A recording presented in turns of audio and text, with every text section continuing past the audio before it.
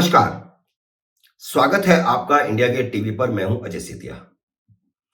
मित्रों, आजकल योगेंद्र यादव फिर चर्चा का विषय बन गए। वह राहुल गांधी की भारत जोड़ो यात्रा में शामिल हो गए हैं। वह पल पल रंग बदलते रहे हैं।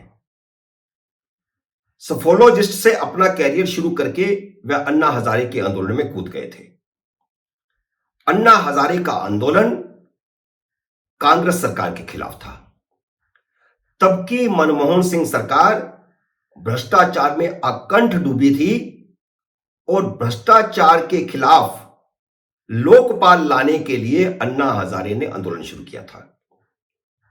योगेंद्र यादव उन दिनों अन्ना हजारे के प्रमुख प्रवक्ता के नाते मीडिया पर दिखाई देते थे। आम आदमी पार्टी बनी तो केजरीवाल की बराबरी वाले नेता बने। हालांकि वह खुद को अन्ना हजारे का सच्चा अनुयायी कहते हैं। अन्ना हजारे आम आदमी पार्टी बनाए जाने के खिलाफ थे, लेकिन उन्होंने केजरीवाल के साथ मिलकर आम आदमी पार्टी बनाई।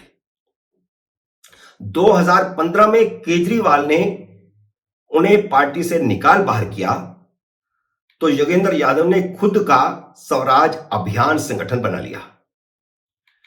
2019 के लोकसभा चुनाव में उन्होंने वोटरों से अपील की कि वह नोटा का बटन दबाएं, यानी किसी को भी वोट ना दें। और उसी समय 2019 में उन्होंने अपनी राजनीतिक पार्टी स्वराज पार्टी बना ली और हरियाणा में सभी सीटों पर चुनाव लड़ने का ऐलान किया। लगभग सभी सीटों पर चुनाव लड़ा भी और जहां जहां चुनाव लड़ा सब जगह जमानत जब्त हुई। 2020 में जब नागरिकता संशोधन कानून के खिलाफ मुस्लिम आंदोलन शुरू हुआ तो वह इस आंदोलन में कूद गए। यहां यह बताना शायद न्याय संगत होगा कि योगेंद्र यादव के गांव के लोग उन्हें सलीम कहते हैं। वह या तो वो खुद बता सकते हैं या उनके गांव के लोग बता सकते हैं कि लोग उन्हें सलीम क्यों कहते हैं, जबकि उनके दादा 1936 में मुस्लिम दंगों में मारे गए थे।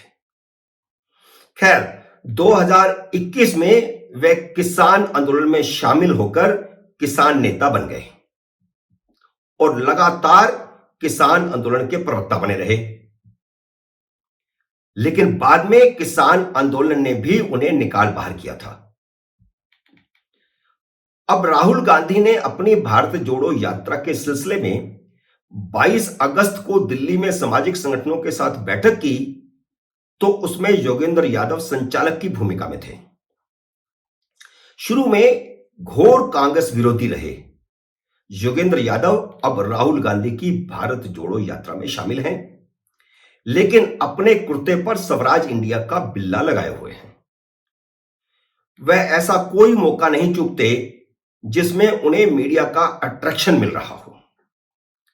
कांग्रेस की भारत जोड़ो यात्रा को कवर करने के लिए राहुल गांधी के साथ चल रहे एनडीटीवी के पत्रकार ने जब उनसे पूछा कि वह कांग्रेस की यात्रा में क्यों शामिल हुए हैं, उनके साथ क्यों चल रहे हैं, तो उन्होंने कहा कि वह कांग्रेस में शामिल नहीं हुए हैं। अपने कुर्ते पर लगा बिल्ला दिखाते हुए उन्होंने कहा कि वह तो अपनी पार्टी का बिल्ला लगाकर चल रहे हैं। यात्रा में शामिल होने का कारण बताते हुए उन्होंने कहा कि वह उनके साथ हैं जो देश को तोड़ने की बजाय जोड़ने का काम कर रहे हैं। कल अगर कोई और पार्टी भी ऐसा आंदोलन चलाएगी, ऐसी यात्रा चलाएगी, ऐसी कोशिश करेगी तो वह उसको भी समर्थन देंगे।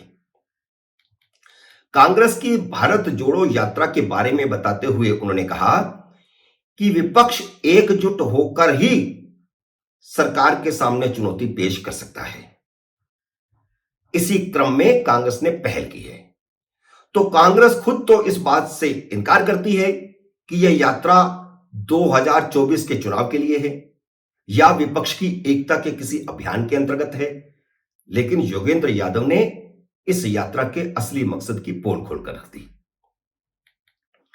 भारतीय जनता पार्टी के प्रति अपनी खुन्नस निकालते हुए योगेंद्र यादव ने कहा कि अगर देश को बचाना है तो मौजूदा सत्ताधारी पार्टी को सत्ता से उतारना होगा। एक तरफ तो योगेंद्र यादव ने भाजपा को हराने के लिए विपक्षी एकता की जरूरत पर जोर दिया, लेकिन जब अन्ना आंदोलन और विपक्ष के बड़े नेता के तौर पर उभर रहे केजरीवाल का जिक्र चला तो उनकी आवाज में खुन्नस और तल्खी और बढ़ गई। बिना केजरीवाल का नाम लिए योगेंद्र यादव ने कहा कि अन्ना का आंदोलन गलत हाथों में चला गया था। तो इशारा कहां? केजरीवाल की तरफ।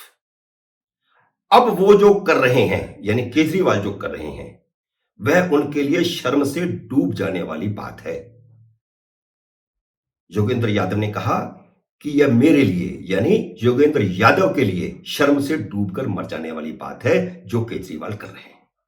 तो मित्रों, एक तरफ तो विपक्षी एकता की दुहाई देना और कहना कि भाजपा को तब तक नहीं हराया जा सकता जब तक विपक्षी एकता नहीं होगी, और दूसरी तरफ केजरीवाल के प्रति इतनी खुन्नस। यह रंग बदलता हुआ व्यक्ति, यह रंग बदलता हुआ नेता गजब है। मित्रों, उम्मीद है मेरा यह विश्लेषण आपको पसंद आया होगा। इसे लाइक करिए, शेयर कीजिए, और अगर आपने मेरे YouTube चैनल को सब्सक्राइब नहीं किया तो कृपया सब्सक्राइब कीजिए, घंटी का बटन भी दबाइए ताकि जैसे ही मेरा नया वीडियो आए आपको सूचना आए। मेरे नए वीडियो का करिए इंतजार। तब तक नमस्कार।